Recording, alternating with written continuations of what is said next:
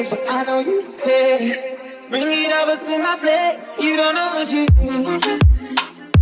Your body like speaks to me. You don't know what you do.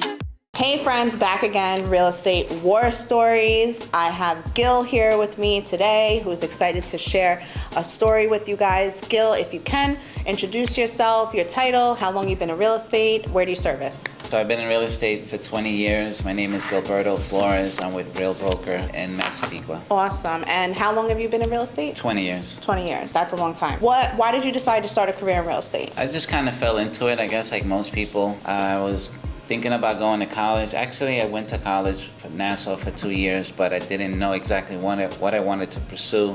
At the same time, I got my real estate license, started having early success with it, and that's it. I knew. The rest was history. Yeah. Awesome. And what is a real estate war story that you want to share with us today? So my story is pretty interesting. Basically, I had a listing in Hempstead that I got from an investor. I sold them the house, totally renovated it, then I relisted it, and the house was sitting on the market for a few weeks. This was in 2019. Things weren't necessarily flying off the shelves. And I was there, luckily, 2 days before doing a showing myself. And I had a lockbox on it, but then I got in the middle of dinner, I got a call. And there was an agent that I already had confirmed an appointment, and he's like, "Where is the lockbox?" I'm like, "It's in the back door." He's like, "I just checked there," but I'm like, "It's definitely there, so check it again, give me a call if anything." Then he calls me, he's like, "Listen, the lockbox is definitely not there. There's people inside, so why can't they let me in?" God. And I'm like, "No way, there shouldn't be no people at this house, you know?" So I get up and I immediately run to the house, and on my way there, I'm calling the investor, calls the cops, and basically I show up. The investor is like 2 minutes away. I wait for him, we go to the door together, and we knocked. Actually, he tries his key because he had an extra key. My key was missing from the lockbox. The whole lockbox was missing, and it doesn't work. So then we start knocking the door, and they're not opening. So we keep knocking louder, and eventually they open the door because we were literally like yelling, like, "Open the door!" Mm-hmm. Someone comes to the door, and they're playing dumb. They're like, "Hi." And we're like, "Listen, this is our house." Like, he said, "This is my house. Like, what are you doing here?" And he started giving this phony excuse that somebody had rented them the house. And I heard that story before, but it really never happened to me. Were these teenagers, adults, like? Oh, well, that's the crazy thing, right? That it was a couple with a kid. And so on my way there, the other agent, he's like, "Listen, you gotta come. Like, you're not gonna believe it because seems like there's a lot of people in there." So once I get there, we crack through the door. When we walk in, like, we didn't even actually be invited because, the seller feels like entitled. Like, this is my house. Their like, house, you know what I mean? So I walk in with them, and you're not gonna believe it. Like, it's like they had a Christmas tree. It was around this time of the year. The Christmas tree was fully lit with like ornaments, ribbons. Oh, wow. The living room set was like, it wasn't like just pieced together like they threw a couch. They had a coffee table. They had like, accent pieces like your house would be, Full dining room set. We walk to the kitchen. The fridge is packed with food. The cabinets are packed like with pasta, canned goods, like the whole bit. The bathroom is decorated with pictures. It's like, I'm telling you. So now at this point in my head, I'm worrying because I'm like, when the cops come, we're waiting for the cops, it's gonna look like they live here. Are they gonna believe us?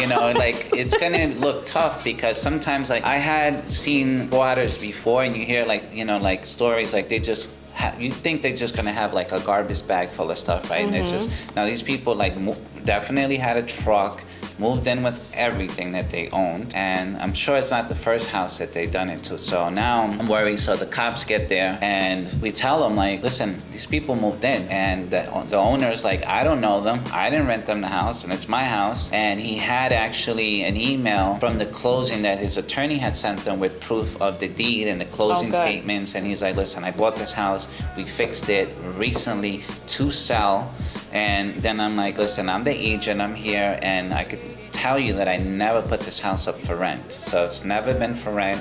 This guy does not want to rent the house." And basically it worked out for us because the cops said, "Let me see the lease." And the lease looked kind of bogus. It wasn't in the owner's name, and that really helped. Wait, the squatters had a lease? Yes.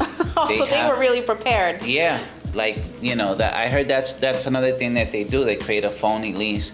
The utilities are under the owner's name, and that's sometimes where they can get you. Sometimes people, if you don't realize that they move in, they change their utilities, and then it's your word against theirs. Oh, wow. And then it's like, I see you in court, and now you're screwed. Now it's an eviction, and good luck, you know? Then the next thing is the cops make a decision, and it's for them to get out.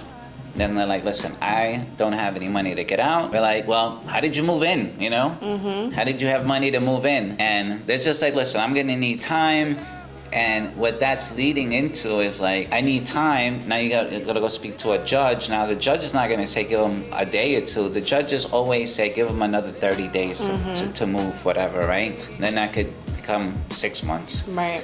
So then basically the owner had to go rent the truck for them, help them move, because they're like, the guy's saying like, I can't move all this stuff here, but meanwhile he got it there, right? And again, this was like, let's say a Wednesday.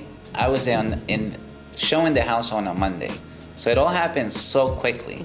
Like they moved in, and I don't know who helped them, but everything was like situated. There was not even like empty boxes. Like they made sure they had no proof that would show that they just moved in, you know? Did the investor question you with the key, with the lockbox? Luckily, he was not upset at me because Okay, good.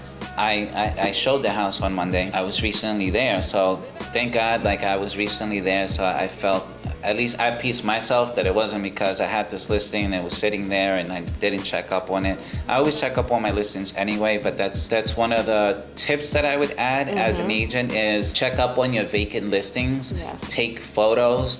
You gotta have something that's time stamped, so if you have like an iPhone, right, like it'll show you the time and date, but even videos is good. That's actually really helpful. Because now you have proof if in the event that this happens, you know? That's great. So those were amazing tips. One thing that you want to share with our audience that you wish you would have known when you first started in the business that may be helpful to new agents that may be watching, or just helpful in general, what is one thing that you would like to share? I would say the new agents now, well, the business has changed a lot, but get a CRM, start your database, build it from day one. If you start going to open houses, put in those sign-in sheets, anybody you meet. And I would say, you know, grow your presence. Business, you are a brand, so run it as a brand. Your social media, YouTube, whatever you feel comfortable doing, get out there and as quickly as possible put yourself in situations like you're doing to give yourself exposure. Thank you. And social media is key. Thank you, Gil, so much for sharing. Thank you guys so much for watching. Just drop your socials, Gil, in case our audience would like to reach you. Yeah, so my handle is on Instagram, GilFlores_sales. That's the best way. And my phone number is 516-840-1030. All right, guys. Thank you. See you on the next one. Take care.